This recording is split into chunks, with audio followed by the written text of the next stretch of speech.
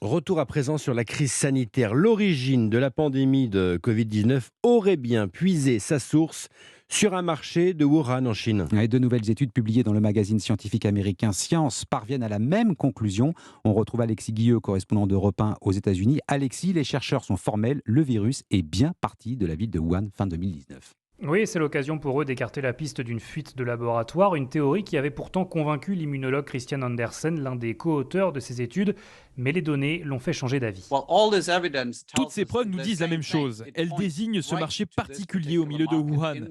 C'est tellement fort à mon avis que toute autre hypothèse, une fuite de laboratoire par exemple, ce n'est simplement pas plausible.